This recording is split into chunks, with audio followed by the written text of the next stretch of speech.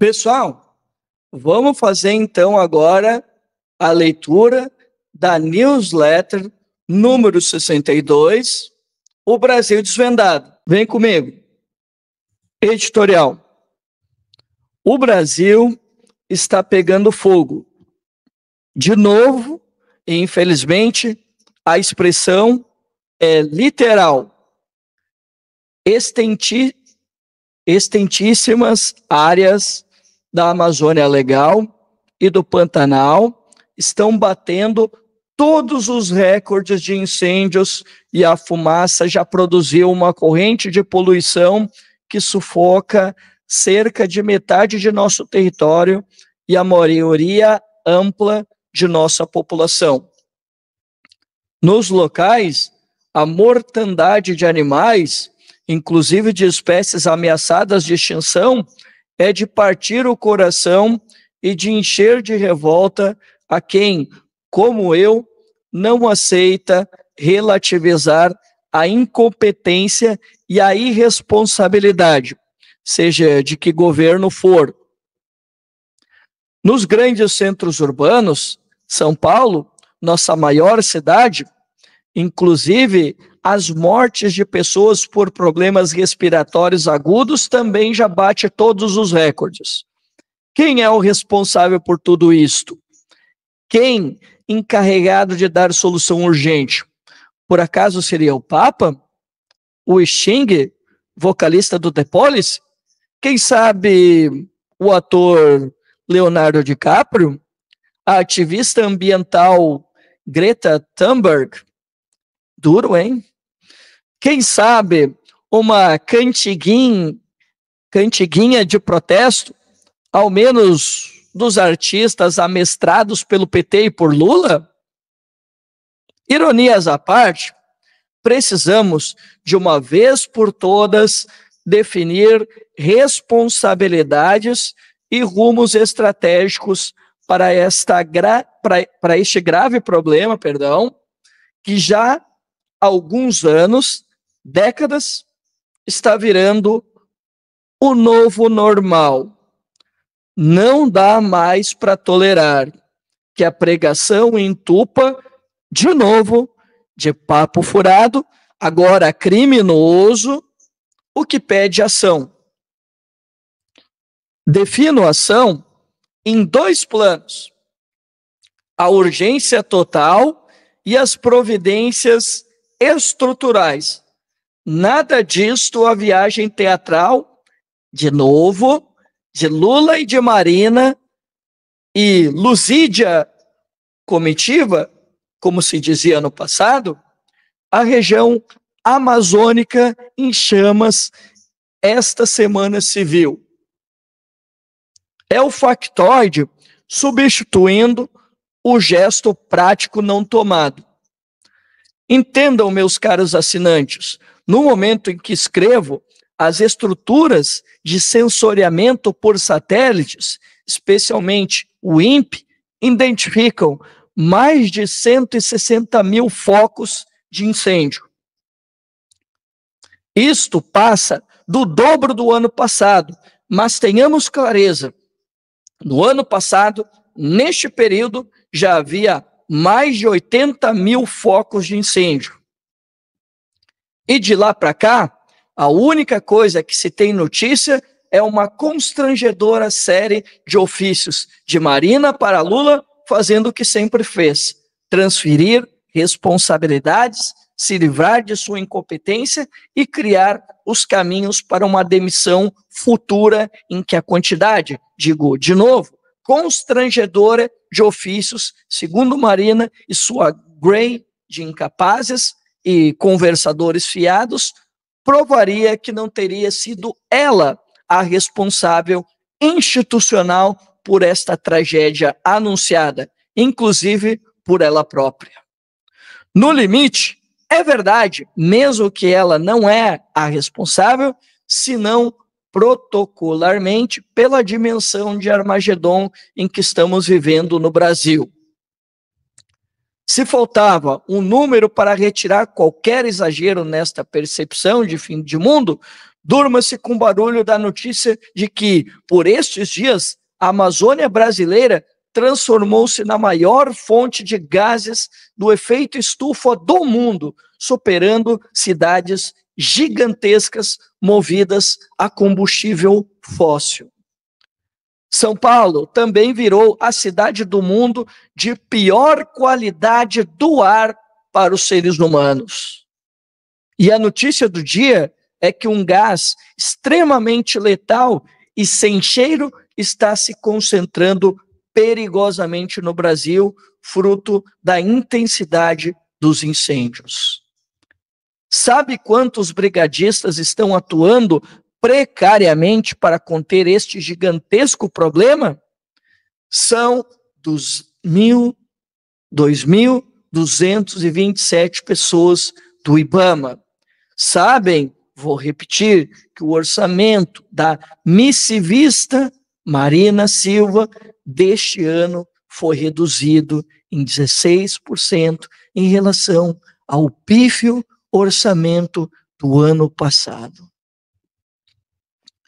Sabe quem tanto faz ser Lula quanto Bolsonaro e todos os outros?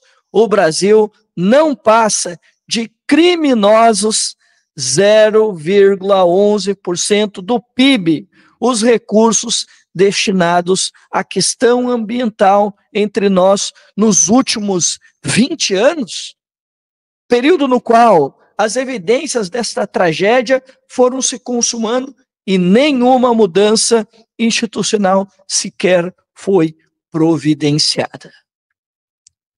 Bom, quem ainda estiver do lado de culpar as mudanças climáticas como solitária culpada por tamanho crime oficial, não passa mesmo de um fanático lulista e doente da doença corrupta do PT.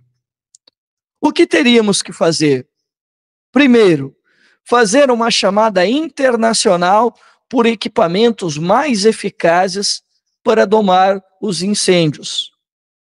São aviões próprios para este fim e nós só temos umzinho deles. Por que Lula não fez esta chamada? Politicagem, proteção de sua imagem pessoal? Não quer que o testemunho internacional de sua incompetência e grave distância entre os seus discursos, para inglês ver, dele e de Marina, sejam desmoralizados como merecem diante dos fatos cruéis que estamos vivendo. Querem controlar a explosão dos incêndios? É necessário mobilizar, organizar, financiar para ontem todas as forças possíveis. Quem já está treinando são os corpos de bombeiros dos estados, mas as Forças Armadas podem também estabelecer um esforço complementar. Por que não fazem? Porque é mentira que o governo tenha dado mesmo qualquer prioridade ao tema, pelo menos no que importa mesmo: recursos e comando. Superávit primário é ordem única neste governo de patetas vendidos. Não existe combustão espontânea nestes dois biomas que estão ardendo em chamas. Estes focos de incêndio são a consequência de práticas humanas que herdamos dos indígenas e que ainda são rotinas das maiorias dos nossos compatriotas que nessas regiões vivem e trabalham. A queima de áreas para agricultura e para a formação de pastagens. Pasmem os assinantes desta carta. A maioria da origem destes incêndios é autorizada pelo governo, desde sempre. Só uma moratória severa para conter este encontro entre práticas antigas e a vulnerabilidade das áreas contíguas pela extrema seca, que também não é mais nenhuma novidade. A palavra tupi-guarani para esta prática é coivara, que era a queima controlada de pequenas áreas, devidamente isoladas pelo aceiro, que vinha a ser uma espécie de cerco ao redor da área a ser queimada. Em pleno século XXI, e já no quinto governo de Lula e do PT, tudo está igual. Para que esta moratória seja viável, é necessário indenizar as pessoas até que se dê a elas modos novos de produzir e trabalhar.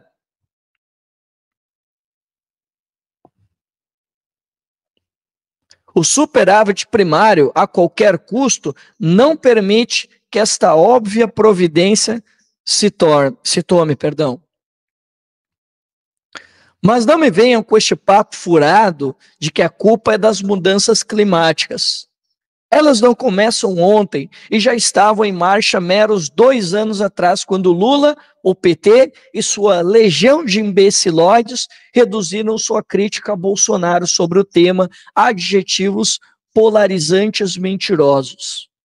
Emergência climática e autoridade climática foram as duas providências que Lula anunciou nesta viagem destinada a enganar mais uma vez aos incautos. Que diabo é isso?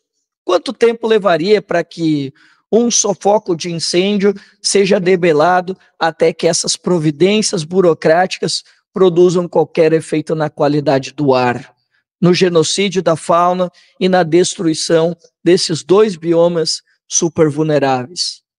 A Caatinga, a propósito, não sai nos jornais, nem comove os artistas petistas, mas também está sob grave destruição e onde a seca severa é regra, o insidioso processo de desertificação já ocorre. Puro papo furado, contendo, porém, gravíssimas as ameaças, seja a moralidade pública, seja a soberania brasileira sobre seu território. Toda vez que os governos enfrentam problemas estruturais, como se fossem emergenciais, é a roubalheira que avança mais muitos pontos neste jogo de corrupção estrutural que Lula e o PT, imitando seus adversários de Araque, implantaram no Brasil das emendas bilionárias. A farra da ladroeira do governo Bolsonaro, a pretexto da emergência da Covid, é exemplo muito recente para que suas amargas lições sejam esquecidas. O que está acontecendo não pode nem deve ser entendido estruturalmente como emergência. Ou se entende o problema como o total novo normal, ou o que assistiremos será um festival de dispensas de licitação para fazer obrinhas superfaturadas a pretexto da emergência climática. Outro jeito muito comum de petistas e parceiros roubarem é a área de eventos e de capacitação, tudo feito sob guarda-chuva da emergência. Fazer isto, de novo, na emergência do Rio Grande do Sul, a contratação sem licitação de empresas inidôneas e com preços superfaturados foi prática generalizada e é garantia de que o assunto mais grave de nossa contemporaneidade seja tratado com este nível de oportunismo e desonestidade. Autoridade climática. Muito cuidado com mais esta rendição do governo brasileiro às pressões ilegítimas, a maior parte delas, sobre a soberania brasileira sobre nosso território. Ao se unificar ao redor do marinismo, a institucionalidade regulatória e de manejo do território nacional, o perigo certo que viveremos é a superinfluência de interesses estrangeiros sobre nossos destinos. Em um sistema de pesos e contrapesos, o Brasil vai muito mal das pernas em matéria da prática do que seria desenvolvimento sustentável. Viramos a maior potência agropastoril dos trópicos e já rivalizamos com o maior do mundo. É o saldo neste setor e no setor de petróleo e mineração que paga nosso monstruoso desequilíbrio nas importações do estrangeiro de praticamente todos os produtos industrializados que consumimos. Eis aí o tamanho gigantesco da contradição estrutural que passamos a viver pela falta de um projeto nacional de desenvolvimento e pela rendição ao neoliberalismo turbo-rentista legitimado pelo Lula e pelo PT, enquanto tentam anestesiar nosso drama social com políticas sociais compensatórias. Apagado o fogo, e ao invés de cairmos de patos nesta enrolação, mais uma de Marina e Lula, nada de autoridade climática. O que precisamos, inadiavelmente, é de nos assenhorarmos de nosso território. Quem manda hoje mesmo na Amazônia e no Pantanal é uma holding do crime. E a extensão desse mandonismo é a tal da ordem geral e impune que não existiria sem conexões com o mundo oficial. Promover o saneamento econômico-ecológico de todo o território definirá com rigor técnico e forte legitimação popular, se feito corretamente, de maneira que haja uma base inteligente e irrepreensível para orientar o licenciamento, por exemplo, das infraestruturas. A propósito, o que tem a ver, senão com o oportunismo chulo de Lula, autorizar 20 quilômetros de asfaltamento da BR-319, que liga Manaus a Porto Velho, na mesma ocasião em que visita a região como gesto de sensibilidade à tragédia dos incêndios. Marina estava do lado. A estrada tem 815 quilômetros. Puta merda, hein? Aí é foda, né, pessoal? Feito isto, e trata-se de uma tarefa de fôlego, tarefa de fôlego está sendo eu, Ciro, com esse teu editorial quilométrico, pelo amor de Deus, para que tudo isso, porra? Teremos o dimensionamento correto do que pode e do que não pode, georreferenciamento do território, se fazer em matéria de desenvolvimento, preservação e sustentabilidade. Se deixarmos isso nas mãos dos grupos de pressão estrangeiros, jamais teremos soluções para um fato contundente e irremovível. Só na Amazônia Legal brasileira vivem 40 milhões, caralho, de pessoas a quem só se ensinou a desmatar para a agricultura, desmatar para a pecuária, desmatar para extrair madeira, desmatar para fazer mineração. Repressão sozinha jamais vai conter esta contradição. E é tudo que Lula e o PT têm feito até aqui. Puta merda, Ciro, porra, caralho, não acaba nunca esse editorial. Ao se dimensionar no território com discriminação das diversas populações, restará a tarefa igualmente hercúlea de se promover todo um esforço de reconversão produtiva, o que importará em manejo de populações quando for o caso, treinamento, capacitação, assistência técnica, crédito dirigido, acesso a mercados, modos associativos de ganho de escala em direção ao mercado externo, compras governamentais. Enfim, toda uma ferramentaria que o neoliberalismo exclui de nosso uso em direção a fazer o prático, o conceito retórico do que floresta vale mais em pé do que derrubada. Mas ou fazemos assim, ou vamos, ano por ano, ouvir a cantilena de pregação estéril de um lugar de ação fecunda. Sobre a questão aqui, que é os incêndios, eu acho que o Ciro está focando demais no governo federal. O que ele escreveu antes, eu gostei mais, tá? Porque ele lembrou dos governos estaduais, ele lembrou também dos governos municipais, porque, assim, não dá para a gente também querer mirar só no governo federal. É verdade, eles têm a sua responsabilidade, mas, pô, também, assim, a gente não pode focar só neles, como se o problema fosse só com eles. Agora, sim, tem algumas coisas que me incomodam no governo federal. Por exemplo, a gente está vendo essa situação gravíssima que está acontecendo na Amazônia, está acontecendo no Pantanal também, no interior de São Paulo. E aí o ministro Flávio Dino, ele liberou um recurso extraordinário para justamente poder combater de modo emergencial os incêndios, e o governo não gostou. Por quê? Porque precisava estar alinhado com o discurso e a prática do equilíbrio fiscal, que foi o que o Ciro, por exemplo, falou ali no texto. Aí eu acho que é uma crítica muito válida. Agora, assim, quando vai para o lado da crítica moral, eu não gosto, tá? Eu acho que é uma crítica que não acrescenta. Agora, quando foi para o lado do déficit primário, que é algo que o governo persegue a todo momento, tanto é que está por aí atacando, quer dizer, atacando não, né? Mas estudando. Está estudando aí. Na verdade, tá quase, né? Mas, ó, já começou a brincadeira com o BPC e seguro defeso para dar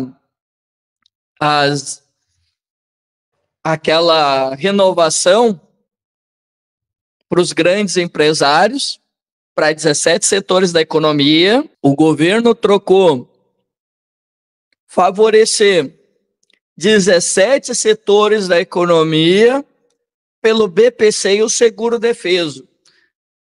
E a dita esquerda votou junto com os bolsonaristas.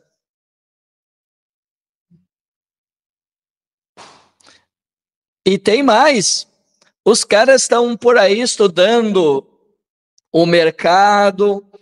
Tem aí também técnicos da área econômica estudando atacar o abono salarial, canalice.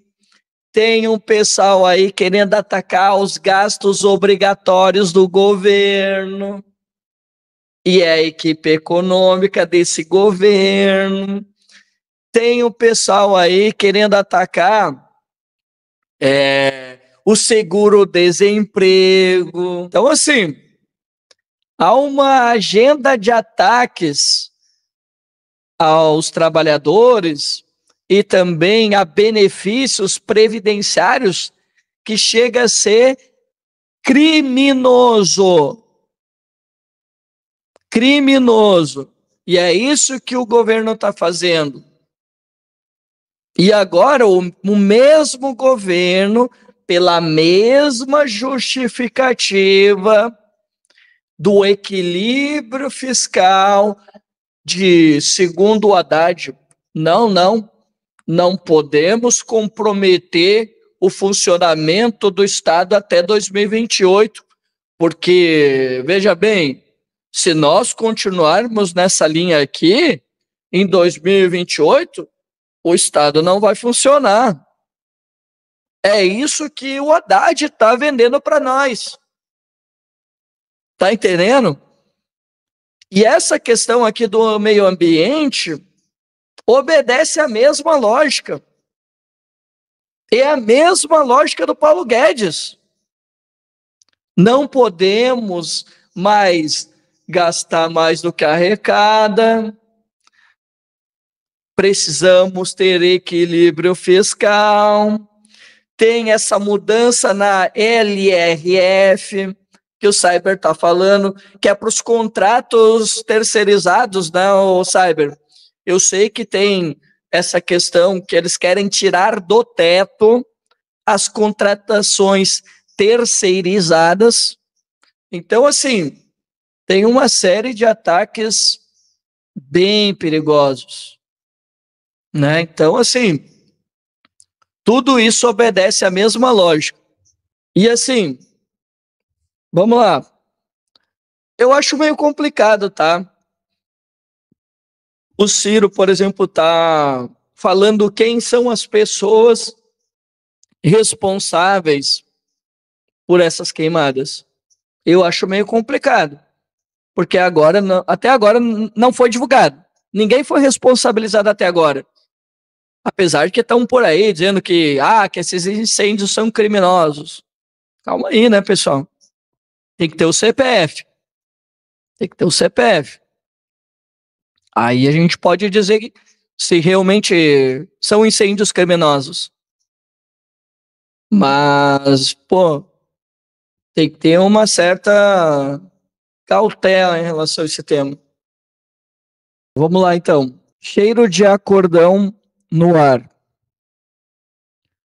2 eventos aparentemente desconexos devem ser considerados em conjunto, por quem não aceita que, por debaixo dos panos da polarização, assentada em ódios e paixões pelos fanáticos de Lula e de Bolsonaro, esteja em marcha mais um desses acordões muito em voga entre as elites brasileiras.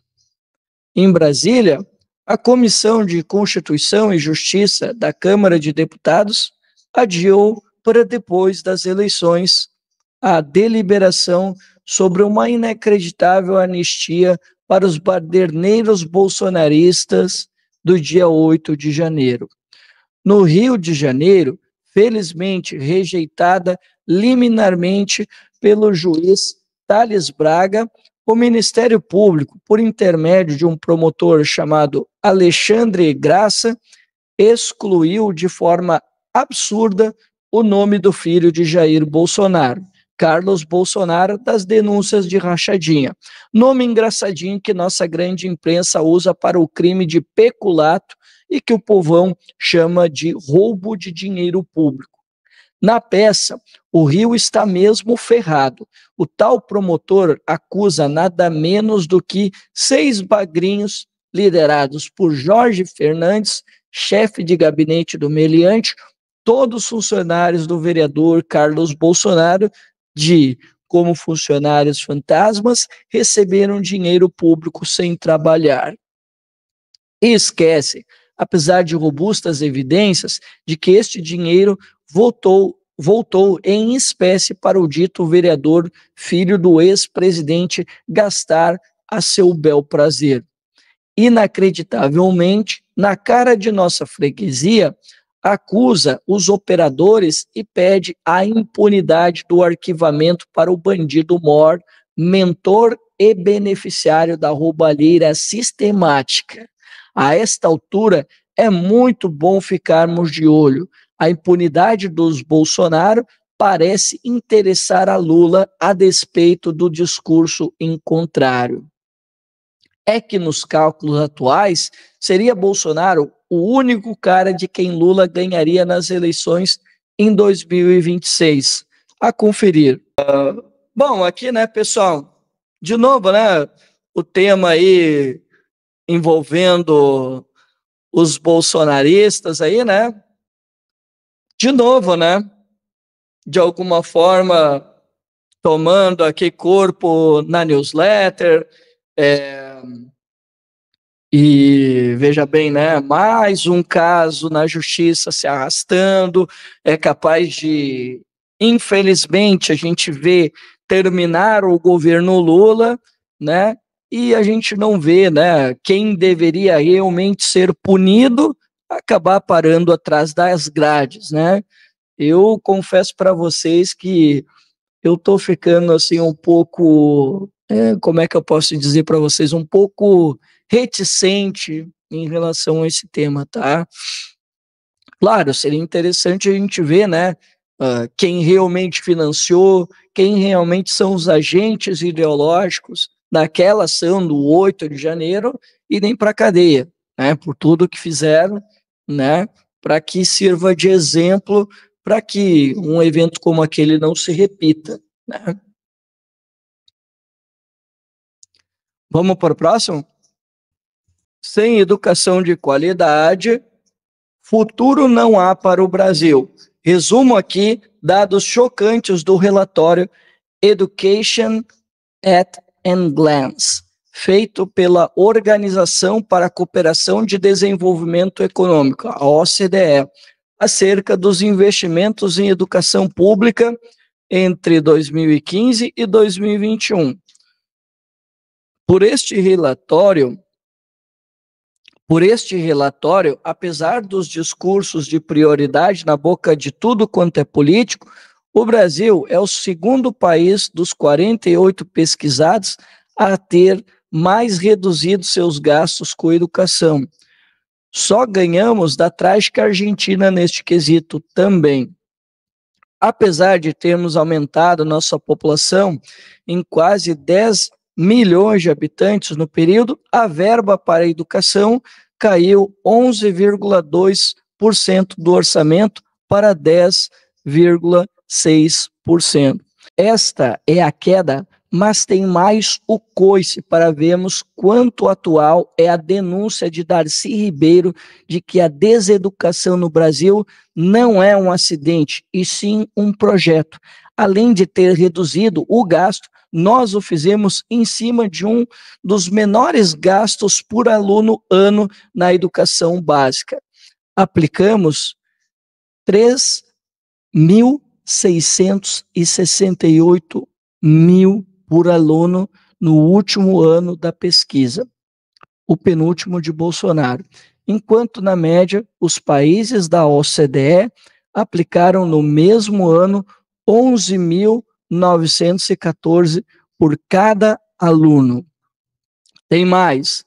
Dos 48 países pesquisados, nós aparecemos no 44º lugar em matéria de percentual de crianças matriculadas aos 5 anos, idade até a qual a engenharia do cérebro adquire sua conformação básica. Após 40 anos de democracia formal e de 5 mandatos de Lula e do PT, vê-se no relatório outro dado. O salário inicial dos professores nos anos finais do ensino fundamental, 6 aos 9 anos, é praticamente metade do que recebem seus colegas dos demais 47 países pesquisados. Aqui, os professores recebem, em média, 23.018 dólares, enquanto, na média, os outros recebem 43,58 por ano. Acrescentem-se a isso a condição precária de trabalho dos professores brasileiros, salvo exceções, e vai se estendendo porque estamos tão atrasados no mundo. Como vimos, a data final do relatório é 2021. O desafio é ver se nos próximos relatórios as coisas mudam de forma expressiva ou se também aqui tudo é a mesma coisa. É duríssimo, hein? É sempre bom, né, pessoal, a gente ver, né, os números para a gente poder entender por que a educação do Brasil vem fracassando. Enquanto a gente tem por aí os bolsonaristas dizendo por aí que não, a educação não vai bem porque não se está mais aprendendo português, matemática, ciência, geografia, não, é porque, infelizmente, os nossos alunos estão sendo doutrinados, estão sendo ensinados a ser militantes, né? Eles estão sempre andando nesse discurso, né? Até mesmo, eu tenho feito aqui lives sobre o debate de São Paulo, e aquela moça lá do Novo, a Bolsonaro, quer dizer, me enganei, né? A Marina Helena, ela tem dito o seguinte, que os alunos são doutrinados, que a esquerda está acabando com a educação, né? E todas essas coisas, assim, absurdas, sabe? E aí, muitas vezes eu vejo também que os liberais ficam defendendo, poxa, olha só, olha lá para onde é que o Brasil está em relação aos parâmetros do PISA e tal, sabe? Umas coisas assim absurdas, né? Daí eles querem julgar que aquilo ali mostra a tragédia, e aí, porra, daí eles sempre têm que puxar, né, aquele fantasma do Paulo Freire, né? Só que o Paulo Freire não é aplicado no Brasil, né?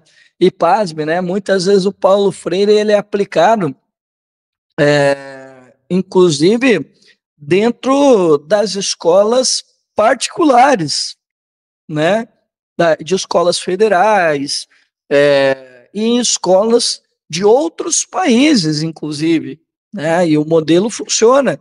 Aqui nunca foi aplicado o modelo Paulo Freire, né? Ele é um espantalho para a direita avacalhar, né? Essa que é a verdade. Aí a direita não discute educação de verdade, né? Fica só ali espantalhando, né, com o Paulo Freire e não traz rigorosamente nada, né? E quando a gente vê esses números, como por exemplo, né, o Ciro falou aqui, né, sobre o salário, né, a comparação com outros 47 com outros 47 países, a gente começa a perceber, né, por que que o Brasil está nessa nhaca. Porque assim, né, pessoal, eu trabalho, né, na área da educação e eu vejo os professores muitas vezes, né, complementando renda, né, tendo que trabalhar em duas escolas, ou às vezes quando não pegam um EJA, né, pelo menos ali para poder complementar a renda, porque na verdade o professor ele está sobrevivendo e como eu disse já em algumas ocasiões, ele tem que tirar do bolso para ele poder se qualificar. Não tem um estado, não tem um município dando suporte para a formação continuada desse profissional, né? É uma situação bem difícil, né? E, pô, e aí ele citou o Darcy Ribeiro, que tanto falava, né, que a crise da educação era um projeto. E é o que tem sido até agora, né? Interessante, né? A gente vê, é uma pena, claro, são dados de 2021 e tudo mais, né? Não dá de maneira nenhuma, claro, de chegar e apontar o dedo para o governo Lula ou para o governo ou para um governo do PT, porque assim, em 2015 a Dilma está saindo, né? Então seria mais um ônus, na verdade, do Temer e do Bolsonaro, né? Seria mais ônus dos dois do que, na verdade, do governo do PT, porque, veja bem, né? A Dilma já estava ali para sair, né? Do poder, então, assim, ela não leva tanto ônus nesse caso, né? Vamos seguir aí? A epidemia das apostas, bets online segue impune e crescente. Estão se expandindo na velocidade das mais terríveis pandemias, as sequelas da transformação do Brasil numa terra sem lei, desde que Lula regulamentou de forma totalmente irresponsável as apostas online. Agora, a FEComércio de São Paulo divulga um estudo sintomático da da tragédia humana em ocorrência entre nós. Nada menos do que 20% dos usuários das apostas online deixaram de pagar suas contas básicas para tentar a sorte nas arapucas da jogatina protegidas pelo governo. É muito para tão pouco tempo. Segundo a pesquisa, nada menos do que 12% do dinheiro que estes dependentes usariam para comprar alimentos estão sendo desviados para a jogatina. Enquanto isso, a publicidade mais avassaladora segue subornando políticos e a grande mídia. Haddad tem em sua mesa nada menos do que mais de 113 pedidos de autorização para operar no Brasil dessas máquinas de exploração da economia popular. Neste ritmo, vai autorizar todas. Bom, então, pessoal, esse é um tema que eu já toquei aqui em uma outra ocasião. Eu comentei com vocês, né, que a gente está vendo que essas bets estão desestruturando as famílias. A gente comentou, né, o quanto que a gente está vendo que as pessoas estão deixando de estudar, estão deixando de ter algum lazer, de se alimentar, de gastar com cuidados pessoais e outros gastos para eles poderem ficar nessas bets, no tigrinho e outros jogos de azar, né? E, pessoal, eu estava vendo esses dias, saiu até uma matéria sobre isso, que o pessoal estava falando que essas bets, inclusive, elas estão destruindo casamentos, pessoal. Olha só, eles estavam contando ali acho que, se não me engano foi na Folha, estavam contando histórias de pessoas que estavam terminando casamentos porque os maridos não estavam conseguindo se controlar, né? Estavam vendendo casa, carros, apartamentos, estavam devendo nos jogos de azar, betes, cassinos, tigrinhos. E aí, pessoal, veja bem, olha o caso que aconteceu. Uma mulher chegou a dizer que quando o marido estava vendendo a casa e estava devendo para a agiota para continuar jogando, ela ficou preocupada e para ela a gota d'água foi quando ela viu o pai, que já era viciado em jogos, chegou para uma criança de 12 anos e estava apresentando o joguinho. Aí ela disse: não, não, aí não tem jeito. Aí ela foi lá e terminou o casamento, e teve vários e vários outros casos, sabe, de casais estáveis, tudo legal, e um dia caíram na besteira de um tigrinho, cassino online e outros jogos de azar, e deu no que deu, né, pessoal? E não é à toa, né, pessoal? Esse negócio está destruindo lares, né? A gente viu agora recentemente, eu até fiz uma live sobre isso, né? Em algumas ocasiões, aquelas lives mais rápidas, né? Vocês viram, né? O caso lá da Deolane, né? Vocês viram, né? Enrolou a família toda, enrolou a família inteirinha, enrolou irmãos, enrolou a mãe, enrolou as irmãs, enrolou a advogada também, só que a advogada não é com o tigrinho e essas paradas aí, é outra coisa, né? Mas enfim, pessoal, isso deu um rolo danado, tanto é que o dono da Esportes da Sorte e a namorada dele foram presos, né?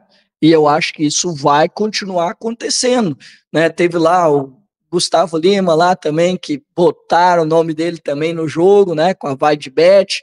Entrou também essa questão envolvendo aí o Corinthians, né? Então, assim, pô, pessoal, pelo amor de Deus, né? Valeu mesmo a pena regulamentar essa palhaçada aí? Que, ó, já vou aqui antecipando, né? Esse negócio de regulamentar jogos de azar começou essa brincadeira lá com Michel Temer. Michel Temer, que começou com essa brincadeira aí, né? De regulamentar os jogos de azar. Depois o Bolsonaro colocou mais uma pá nesse negócio. E agora o governo Lula, né? O presidente Lula sancionou, né, a regulamentação dessas casas de apostas. Inclusive, como eu já falei anteriormente, já em outras transmissões, a Caixa Econômica Federal queria, né, conseguir uma licença, uma autorização para que ela também tenha sua casa de apostas esportivas e também atue no mercado de e-games, né? Agora, em relação a essas autorizações que o Ciro falou aqui, olha, eu não duvido, tá? Porque realmente eu já ouvi falar mesmo que está tendo uma procura gigantesca de casas de apostas internacionais para elas atuarem aqui no Brasil, buscarem essa atuação aqui no Brasil. Então, assim, eu não ficaria nem um pouco surpreso. E também tem um outro caso que eu comentei anteriormente, né, que são as emissoras de TV, que são concessões públicas, também queriam criar as suas casas de apostas também, né? Então veja como é que funciona o mercado, né, pessoal? Essa entidade fantasmagórica, né, que muita gente por aí defende, né? O mercado acha que tá tudo bem, né? Botar a vida das pessoas em risco, deixar as pessoas se endividar, ter os problemas psicológicos e um povo, né, pessoal, que, porra, que não tem mais a mesma facilidade de construir renda, de construir um patrimônio e tudo mais, está sempre buscando um atalho, né, pessoal? E eu não estou falando exclusivamente do Brasil, tá? Há outros países também que estão fazendo isso. E tem gente, inclusive, que está aplicando golpes, né? Como eu já falei até em live, né? Que tem alguns países na Ásia que estão oferecendo serviços para pessoas que vão que se interessam em ir para o exterior e tal, eles vão lá e fazem a proposta e tal. E assim, veja bem, eles vão lá e fazem as pessoas terem um imóvel, né, em um país asiático, e aí eles vão lá e tentam aliciar pessoas para entrar para o Tigrinho ou outros jogos similares, né? Então, veja bem, né?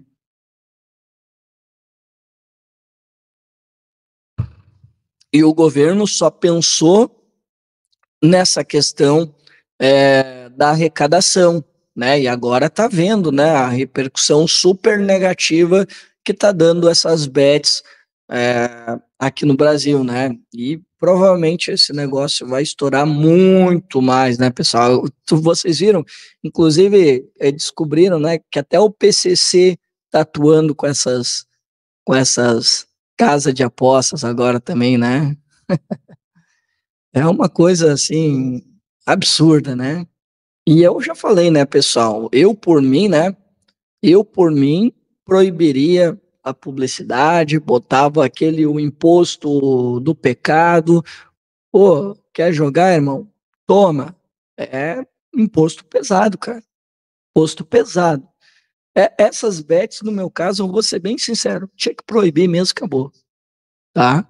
Outras modalidades de jogo até poderia existir, tá?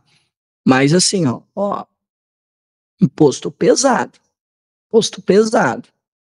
E regulamentação, mesma coisa, né? Se fosse inevitável, né? Se fosse inevitável conter o ritmo, né? Mas eu, em relação a jogos, pessoal, pô, para mim não dá, tá? Vamos para as rapidinhas então, pessoal. Vamos lá. Deixa eu colocar aqui de novo. Rapidinhas. O Versicola de Lula mandou mais uma esta semana. O Ministério do Planejamento está já falando claro sobre o que chama de modernização dos benefícios temporários, tipo auxílio-doença e BPC, benefício de prestação continuada, que se pagam a idosos e deficientes de baixa renda. A modernidade neoliberal que Lula quer testar é pagar esses benefícios com valores menores do que o salário mínimo. Lembro que o salário mínimo brasileiro é um dos menores do mundo. Nas Américas, só ganhamos das caóticas Venezuela e Argentina. Isso aqui é verdade, hein? Inclusive, o governo estava estudando aí, né, ampliar a idade para ter o acesso ao BPC. Hoje, salvo engano, é 65 anos. Eu acho que é essa a idade, salvo engano. E o governo queria ampliar. E sabe quem é que queria ampliar a idade para acessar o BPC? O Paulo Guedes. Pois então, né? Depois o pessoal aí implica quando a gente faz, né, as comparações. 2. Que coisa mais esquisita esta reforma do judiciário que, enfim, de governo e já com sucessor eleito, Obrador, o presidente mexicano, fez passar no Congresso Nacional do México. Sei que lá, como cá, como dizia com sofrida atualidade Rui Barbosa, o judiciário é o poder que mais tem faltado à República. Mas a eleição direta para juízes e tribunais é precedente exótico demais para funcionar. Se a moda pega, isso aqui, inclusive, o Tamir andava discutindo esses dias e deu uma polêmica danada. Eu confesso que eu não tenho opinião formada sobre o tema, né? Eu acho que é um tema bem delicado mesmo, né? 3. Pelo que tenho visto pela imprensa, esta nova ministra dos Direitos Humanos vai dar o que falar. Notícias de denúncias de corrupção andando já em tribunais e entrevistas na linha do identitarismo vesgo, versão hard, prometem.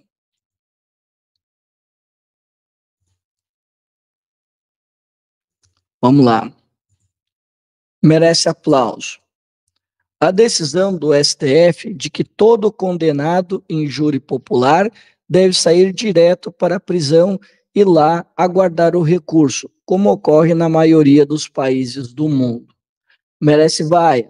A decisão da primeira Câmara Criminal do Paraná, que concedeu prisão domiciliar ao ex-policial penal bolsonarista Jorge Guaranho, que matou o petista Marcelo Arruda na sua festa de aniversário. Ih, rapaz, aí, putz, cara, que coisa, hein? Enquanto isso, o Glauber Braga, né, foi preso essa semana, sei lá qual foi a razão, se foi mesmo por causa que ele decidiu fazer um enfrentamento lá com o Arthur, né, mas eu vi que ele saiu de Camburão, né? Reunião do Copom, reunião do Copom que acontece a semana. Qual será a desculpa que usarão para elevar a taxa de juros? Nenhuma, né? Tá tudo em casa, né? Aqui, sem surpresa, o aumento da taxa de juros não foi surpresa nenhuma, já era esperado. A gente já falou, inclusive, quanto é que queria custar. Então, não há nenhum tipo de surpresa nesse sentido, né? Então, pessoal, fechamos aqui, né? Mais uma edição da newsletter do Ciro Gomes. Esperamos vocês aí para a próxima edição. E agora nós vamos voltar de novo para os reacts.